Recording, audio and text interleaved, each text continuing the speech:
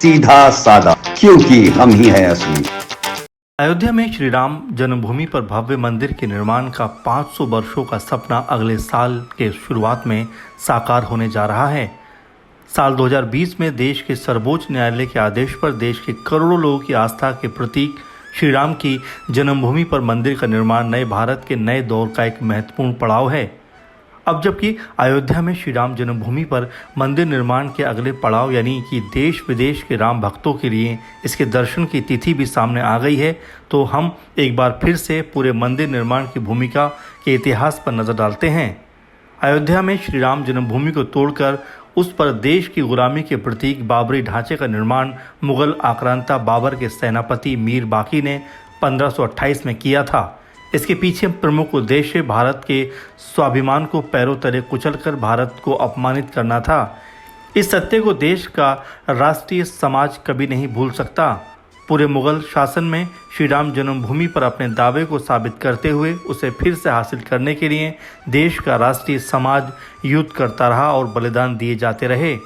भारत पर अंग्रेजों का शासन हो जाने के बाद भी इस विषय पर नए सिरे से कब्जे की लड़ाई आरंभ हुई और अंग्रेजों के समय ये विषय पहली बार यानी कि 1859 में सामने आया, जब अंग्रेजों ने इस पूरे परिसर में हिंदू और मुस्लिम पक्षों के लिए पूजा की अलग अलग जगह निर्धारित कर दी, परंतु हिंदुओं ने अपनी आस्था और इस स्थान पर अपना दावा नहीं छोड़ा और देश की आज़ादी के बाद यानी कि 1949 में इस राम जन्मभूमि पर रामलला की मूर्ति प्रकट हुई और इसके बाद ये विषय अदालत में चला गया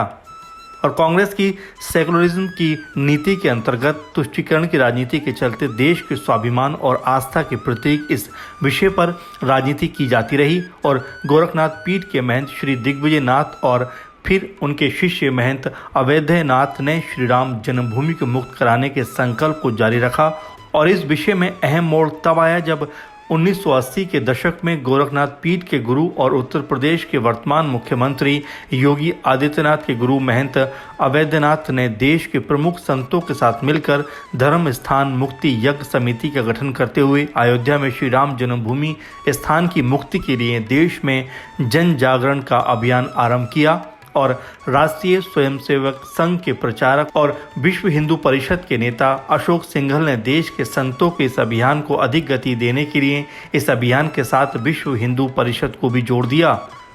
1979 में देश के प्रमुख राजनीतिक दल भारतीय जनता पार्टी ने भी संतों के इस अभियान के साथ स्वयं को जोड़ लिया और जन जागरण अभियान देश में हिंदुत्व का एक बड़ा आंदोलन बन गया। देश के वर्तमान प्रधानमंत्री नरेंद्र मोदी ने भारतीय जनता पार्टी के इस अभियान में सारथी की भूमिका निभाई, जब भारतीय जनता पार्टी के तत्कालीन नेता लालकृष्ण आडवाणी ने श्री राम जन्मभूमि पर मंदिर निर्माण के जन जागरण के लिए एक रथ यात्रा निकाली।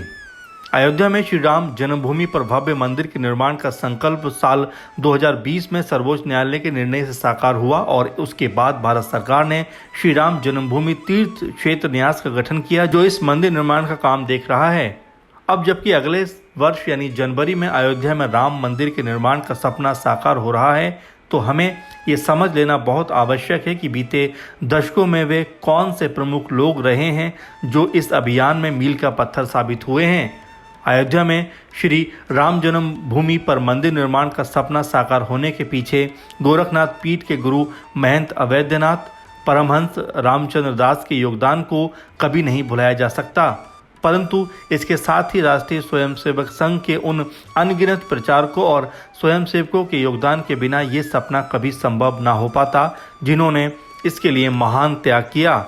विश्व हिंदू परिषद के नेता अशोक सिंघल, आचार्य गिरिराज किशोर, भारतीय जनता पार्टी के नेता राजमाता विजय राजे सिंधिया सहित राष्ट्रीय स्वयंसेवक संघ के सर संघचालक बाला साहेब देवरस, प्रोफेसर राजेंद्र सिंह उपाखे,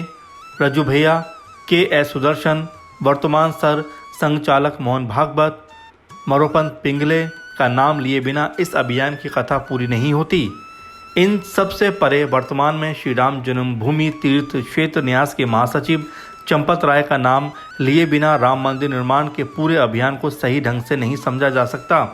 राम जन्मभूमि आंदोलन में राष्ट्रीय स्वयंसेवक संघ के अभियान के हर अभियान में व्यवस्था को मजबूत करने वाले और 1979 से लेकर वर्तमान में अयोध्या में हो रहे राम मंदिर निर्माण में व्यवस्था के पूरे पक्ष को पर्दे के पीछे रहकर गति देने में चंपत राय ने राष्ट्रीय स्वयंसेवक संघ के प्रचारक के रूप में संघ के उन गुणों को साबित किया जो इस संगठन की पहचान है, और वह है प्रामाणिकता और बिना ख्याति की अपेक्षा किए परिणाम देना। उसी प्रकार अब मंदिर निर्माण में भी उनकी व्यवस्था का संचालन बहुत प्रभाव छोड़ने वाला है, और ये कहने की आवश्यकता नहीं है कि ये सब राष्ट्रीय स्वयंसेवक संघ के गुण और संस्कार हैं। पिछले 3 वर्षों में श्री राम जन्मभूमि तीर्थ क्षेत्र न्यास ने जिस समर्पण, परिश्रम और लगन से अयोध्या में मंदिर निर्माण के सपने को साकार किया है, तो उसे पूरा करने में चंपत राय का योगदान बहुत अहम है।